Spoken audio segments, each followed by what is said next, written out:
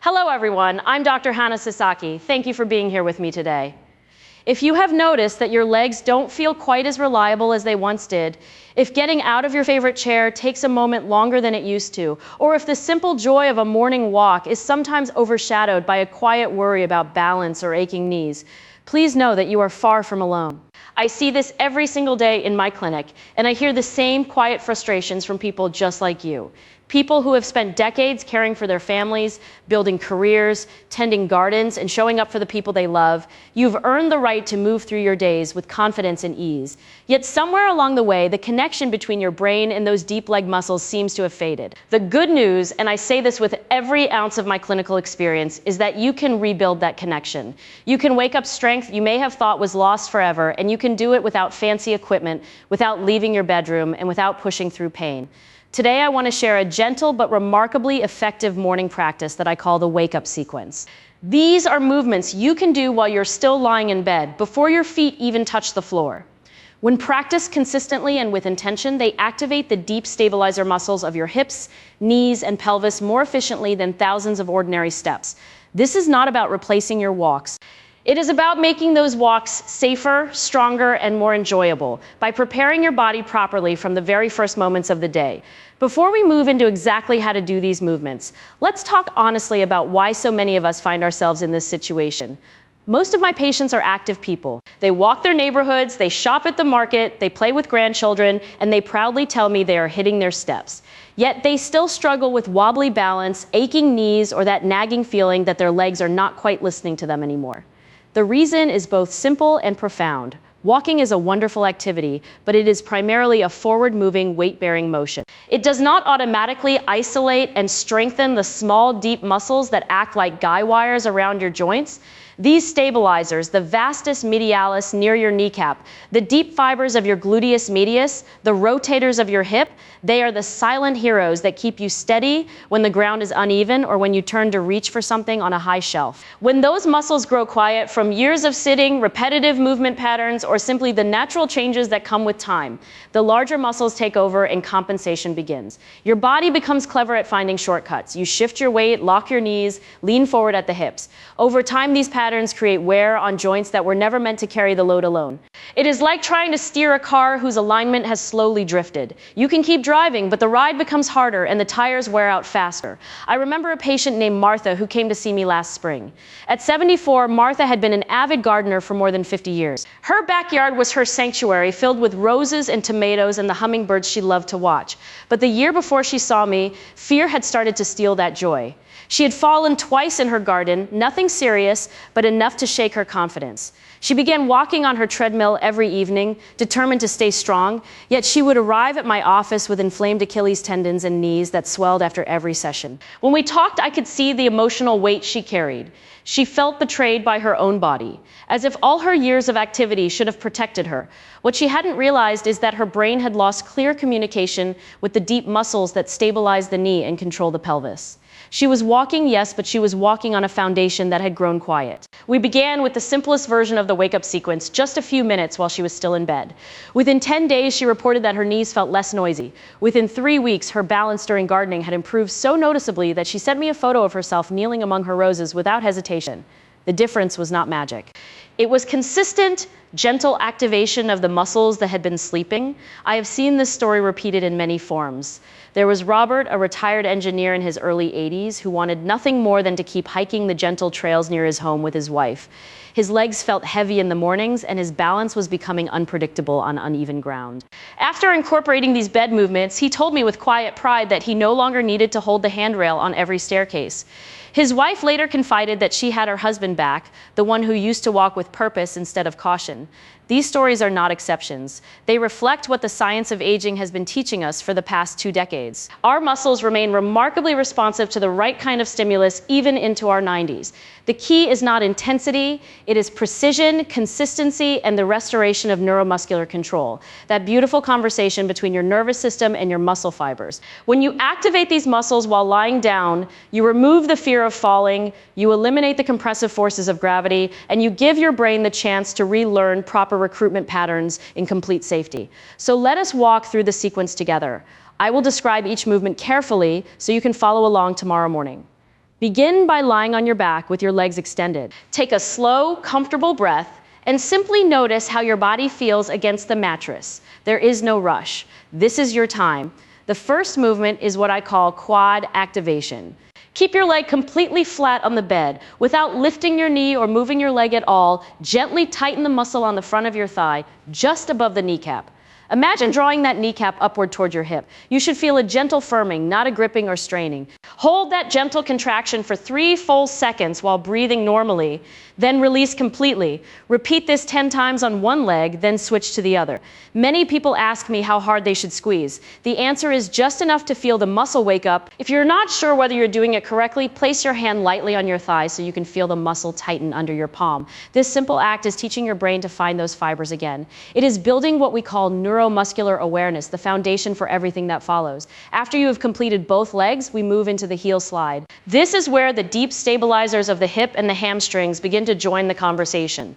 Still lying on your back, slowly bend one knee and slide your heel along the sheet toward your body. Move with control. There is no need to bring the heel all the way to your glute if that feels uncomfortable. Go only as far as you can while keeping the movement smooth and pain-free. Then, with equal control, slide the heel back to the starting position. The slowness is important. I often tell patients that the tempo should feel almost meditative. Try counting to 4 as you slide in and 4 as you slide out. This controlled pace recruits the smaller stabilizing muscles far more effectively than fast or jerky movements. Perform 8 to 10 slides on each leg. If you notice any clicking or sharp discomfort, simply reduce the range. The goal is activation, not stretching or exhausting the muscle. As you become comfortable with these two movements, I encourage you to add what I call the awareness pause. After completing your slides, lie quietly for 30 seconds with your legs extended and notice the difference in how your legs feel. Many patients report a pleasant warmth or a sense of aliveness that was not there before. That sensation is your nervous system waking up. It is the beginning of restored confidence. I know what some of you may be thinking. It seems almost too simple. How can something this gentle make a real difference? The truth is that our bodies were designed to respond to consistent, precise signals. When you send the same clear signal every morning, your brain begins to trust that those muscles will be available when you need them during the day. The result is less compensation, better balance, and often a surprising reduction in everyday aches. Many of my patients in their 70s and 80s have told me that after several weeks of this practice, they no longer feel that morning stiffness that used to greet them. Their walks feel lighter. Their confidence on stairs improves. One woman in her late 60s shared that she was finally able to get down on the floor to play with her grandchildren without worrying about how she would get back up. These are not small victories. They are the building blocks of a life lived on your own terms. Let me address a few practical concerns I hear often. If you have arthritis in your knees, that is perfectly fine. These movements are designed to be joint-friendly because you're not bearing weight. Start with fewer repetitions and focus on the quality of the muscle contraction rather than the quantity. If you have had a hip replacement, check with your surgeon, but in most cases, these gentle activations are appropriate once you have been cleared for normal activity. For those of you who find it difficult to feel the quad muscle working, try this visualization. Imagine that a gentle string is attached to the top of your kneecap and is being pulled smoothly toward your hip. Sometimes imagining the movement helps the brain find the right fibers. You can also press the back of your knee gently into the mattress as you tighten. This provides additional sensory feedback. Consistency matters more than perfection. I recommend keeping a small notebook or even a simple checklist by your bed. The act of checking off your wake-up sequence each morning becomes a quiet celebration of self-care. Some patients like to pair it with their first cup of tea or coffee. Others do it while listening to gentle music. Find a rhythm that feels natural to you. The important thing is that it becomes as automatic as brushing your teeth. Beyond the physical benefits, there is a psychological shift that occurs when you begin your day by caring for your body with intention. Instead of rolling out of bed and hoping your legs will cooperate, you are declaring to yourself that you are an active participant in your own mobility. You are not at the mercy of aging, you are actively shaping how you age. This sense of agency is powerful medicine for the spirit as well as the body. The science behind this approach continues to grow. Research in gerontology and physical therapy shows that neuromuscular training, especially when performed in non-weight-bearing positions, can significantly improve balance, reduce fall risk, and enhance confidence confidence in older adults. One study followed participants over 80 who performed daily activation exercises similar to these. After 12 weeks, their measured stability scores had improved by nearly 40%, and many reported less fear of falling. These are real numbers that reflect real lives. I want to be clear that this sequence is not a miracle cure or a replacement for medical care when it is needed. If you have significant pain, recent surgery, or neurological conditions, please consult your physician before beginning any new movement practice. But for the vast majority of us who are simply dealing with the common changes that come with decades of living, these movements offer a safe, effective way to reclaim control. As we age, our culture often focuses on what we are losing. We hear endless messages about decline, limitation, and what we should no longer attempt. I want to offer you a different perspective, one grounded in both medical reality and the inspiring resilience I witness every day in my patients. Your body is still capable of adaptation. Your muscles can still learn. Your nervous system can still forge new connections. The key is to work with your body rather than against it, to choose movements that are smart, sustainable, and deeply respectful of the body that has carried you through so many years. Think of these morning minutes as an act of profound self-respect. You are not trying to turn back the clock. You are choosing to move forward with greater awareness, greater strength, and greater joy in your body's remaining capabilities, which I promise you are still considerable. Your legs truly are the pillars of your independence. They carry you to visit friends, to stand in the kitchen making meals for people you love, to walk through a garden or along a beach at sunset.